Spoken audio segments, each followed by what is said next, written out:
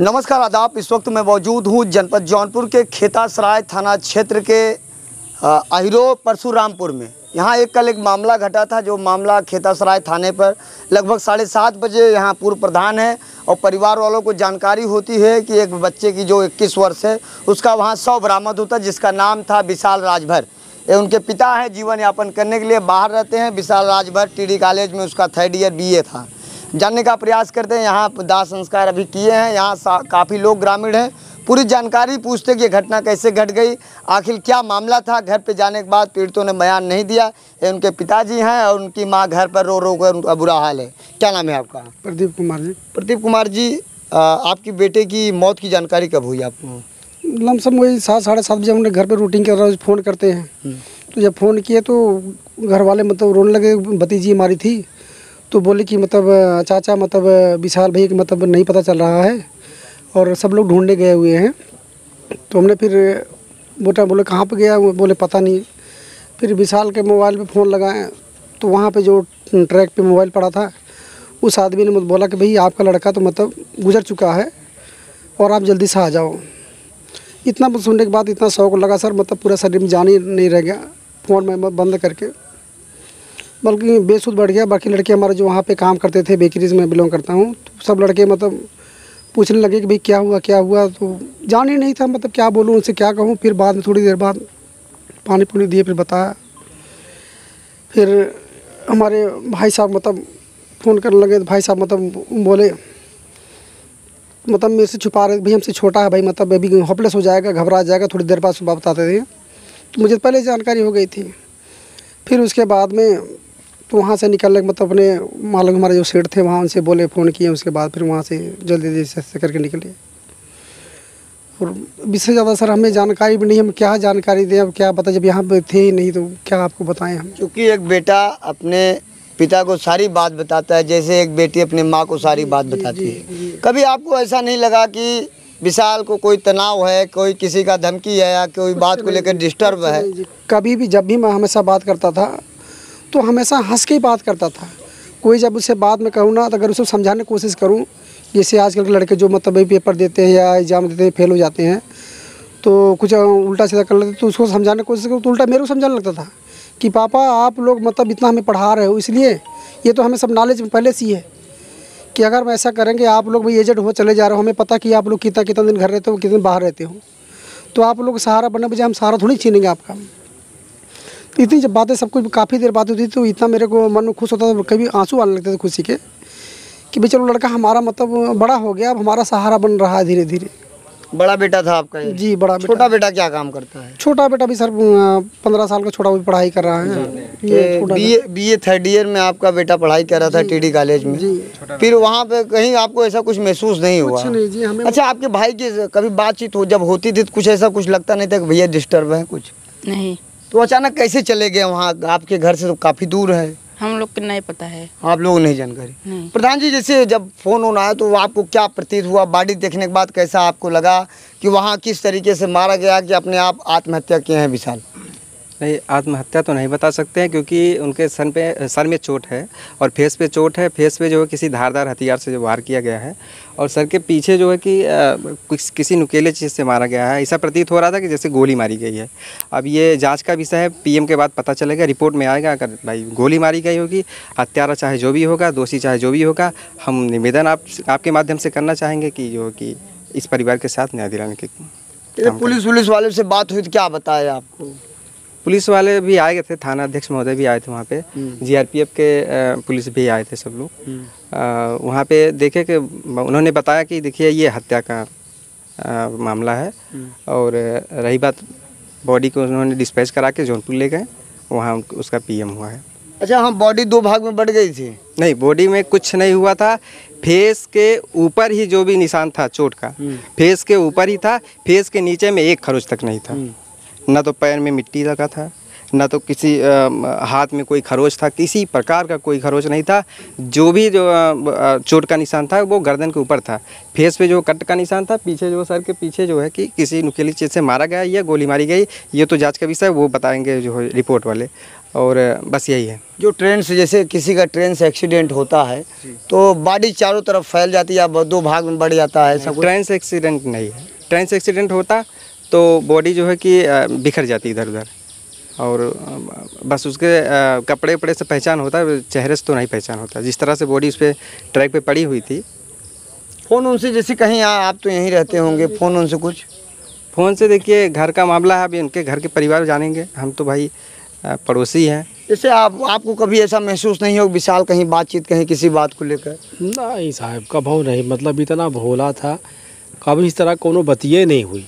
जब भी बात करते हम, पूरा गांव हमारा गवाही करेगा इस मामले में शायद, कि हम फ्रेंडली रहते थे। मतलब कोई अगर मन में है तो भैया बता लेना किसी के साथ। मतलब अपनी बेटी हम एक ब्याह हैं तो उनसे बल्कि बोले थे कि बेटा अगर किसी के साथ आपका है तो बता देना, हम मतलब आप उसी के साथ करेंगे। खुल के बताओ जी, हम मतलब किसी के पास कोई दबाव नहीं, आप लोग अपनी ज़िंदगी जियो, हम तो अपना परदेश में काट ही रहे जैसे तैसे। तो यही है भैया, हम लोग बड़े गरीब परिवार से हैं, बिलोंग करते हैं, बस खाली निष्पक्ष जांच करवा दीजिए। जो हमारा बेटा गया है बस उसका मतलब सही सही उसके साथ हो जाए, बस इतना आप सभी लोगों से निवेदन है। आप लोग जीवन यापन करने के लिए कहाँ रहते हैं?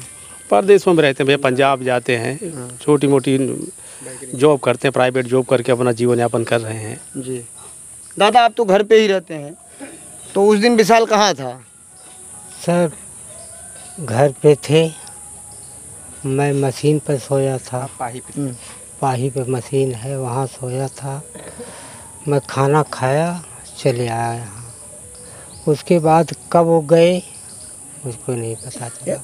जैसे इतना बड़ा लड़का है, बीए थर्ड ईयर का छात्र है, उसको कोई उठा के थोड़ी लेके जाएगा। कोई किसी से फ़ोन आया होगा, कहीं बात हुई होगी, तभी हो गया होगा ना। सोचने वाली बात है, क्योंकि आप लोग भी सोचते होंगे बिना किसी के बुलाओ, या कोई दोस्त यार, कोई मित्र, कोई जिगरी जो आता होगा घर पर, वही जानेगा। तब हम लोग नहीं जानते कि किससे बोलता था, किससे बतियाता था, वही जाने। एक परिवार में हम लोग, छोटा परिवार, एक साथ बैठ कर के खाना आज भी खाते हैं, पहले भी खाते चले आए। ऐसा हमारे सामने आज तक नहीं हुआ जो हो गया। जैसे भाई साहब, आप जैसे उतना बड़ा लड़का था, अचानक कैसे चला जाएगा? आप भी तो सोचने की बात है। नहीं, ये तो सोचने वाली विषय है। बात है कि नहीं? बिल्कुल है, क्योंकि कोई तो बात होगी कहीं से भी, तभी आदमी इधर उधर जाता है। जी जी बिल्कुल। नहीं, कोई ना कोई बात होगी, या किसी यार दोस्त ने बुलाया होगा, या कुछ ना कुछ तो बात है इसमें सर। फिलहाल आप लोगों को कुछ जानकारी नहीं? तो आप लोग जांच क्या करवाना चाहते हैं? जांच यही निष्पक्ष जांच करवा दीजिए कि मतलब अगर निर्मम हत्या हुई है तो उसका सही सही मतलब जो भी हो, हम नहीं चाहते कि मतलब हम किसी पर आरोप नहीं लगा रहे, बस निष्पक्ष जांच करवा। जो पुलिस का कार्रवाई है वो बारीकी से जांच करें। बिल्कुल सर, बारीकी से जांच करवा दीजिए, क्योंकि तब हमारे बेटवा को न्याय मिली भैया, बस इतना हम जानते हैं। बस और हम कुछ ज़्यादा नहीं कहेंगे।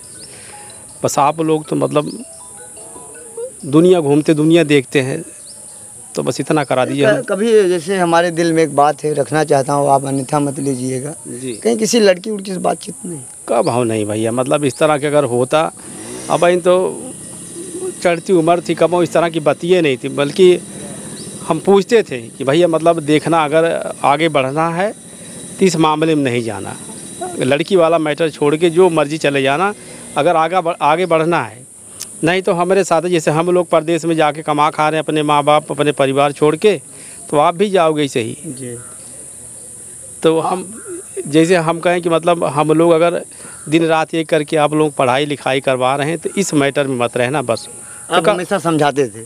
बिल्कुल भैया, मतलब और कुछ था ही नहीं समझाने के अलावा।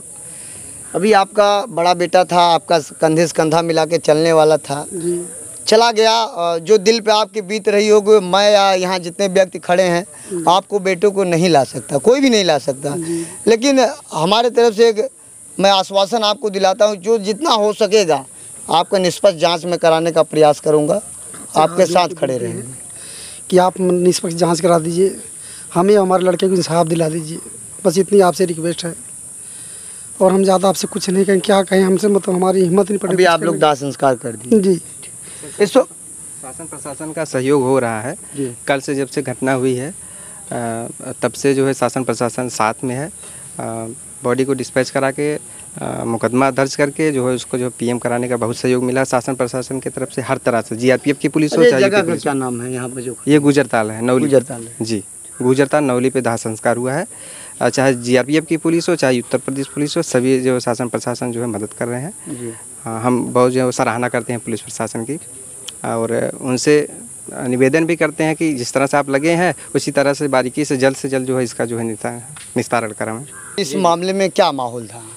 माहौल देखे में लगल कि लड़किया के जो परिजन के द्वारा बहुत ही जानला कि ये लड़किया के ये समय लोकतंत्र के हत्या है एक तरह से कि लड़का पढ़ाई लिखाई करके आगे से, लेकिन ये मामला जो एकदम तैयारी कर रहे हैं, लेकिन ऐसा घटना हम सब के समाज के लिए बहुत दुखद ही घटना, और हर समाज के लिए ऐसा घटना हुई है तो दुखद घटना हो, इसका न्यायिक जांच हो और जांच में दोषी जो भी हों कड़ी कार्रवाई हो।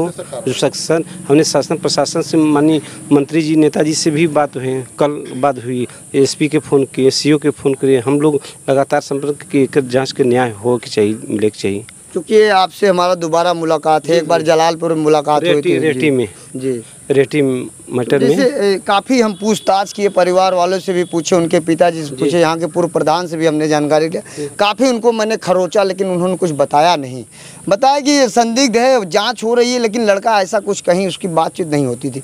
लेकिन आप भी अध्यक्ष हैं, आपको भी कुछ सोचना पड़ेगा कि अचानक कोई व्यक्ति किसी को कहीं हत्या हो जाती है, कहीं मर्डर हो जाता है, कहीं चला जाता है, कुछ तो बात तो रहेगी भाई। रीजन तो बिना बगैर रीजन के कुछ न कुछ रीजन हुई, किन्हीं कारण भाई लड़कियाँ पढ़त लिखत रहल, दौड़त रहल, भाई आगे की तैयारी करत रहल, कोनो रीजन हुई, और कुछ गोली की भी बात हो रही है। और भाई इन लोगों के हमके तो जानकारी, लेकिन इन लोगों की जानकारी से कि गोली मार गए, टेक पे सुतावल गल है, और इसे अब तमाम तरह की बातें हो रही हैं। तरह की बात है, तरह तरह के लोग बात करते हैं, लेकिन पोस्टमार्टम रिपोर्ट आ जाते उससे क्लियर हो जाई। और जहाँ तक ले हो कि हम सब पूरी तैयारी की। आपकी पार्टी इनके साथ खड़ी है? अरे भाई पार्टी हम मर्यादी हैं, समाज के हैं, हमारा खून है, हमारा खानदान है, एकदम इसमें कोई नहीं। हम लोग जलालपुर कुसिया से हम सब कल से सुने हैं, तो हम देखा आज सुबह चले आए पूरी अथवा संघ के भाई दाह संस्कार में कम से शामिल। ये हमारा एक भाई एक अंग, हमारा एक खून है, एक एक कतरा है, जान लगे इनके परिवार इनके समाज के लिए एकदम तैयार है हम सब। बहुत बहुत धन्यवाद आपको। धन्यवाद। इस वक्त मेरे साथ मौजूद थे विशाल के पिताजी हैं, इनका सबसे बड़ा बेटा था जो BA थर्ड ईयर में TD कॉलेज में पढ़ाई करता था। किसी बात को लेकर इनसे काफ़ी हमने पूछने का प्रयास किया, तब पर भी इन्होंने कोई बात बताया नहीं। इन्होंने कहा कि ऐसा मेरा बेटा नहीं था, अचानक कोई न कोई बात होगी। फिलहाल खेतासराय की पुलिस और जो थाना प्रभारी हैं उनसे मेरा निवेदन है, जो SP साहब हैं डॉक्टर अजय पाल शर्मा जी से, उनसे भी निवेदन है इस मामले को संज्ञान मिले और उचित कार्रवाई के एक जांच बैठाएं, एक टीम बैठाएं, ताकि इनको भी मालूम पड़े कि मेरे बेटे की क्या गलती थी, क्यों मारा गया या क्यों वो आत्महत्या किया। फिलहाल ये संदिग्ध है, जहाँ पुलिस जांच में जुटी है। जांच होने के बाद पूरी प्रक्रिया सामने आएगी, क्या है सच क्या है झूठ। फिलहाल हमारी रिपोर्ट आपको कैसी लगी कमेंट करके जरूर बताएं। अगर आप नए हैं तो चैनल को फॉलो करिए, अगर पेज पे आप देख रहे हैं तो वहाँ भी फॉलो करिए। जय हिंद।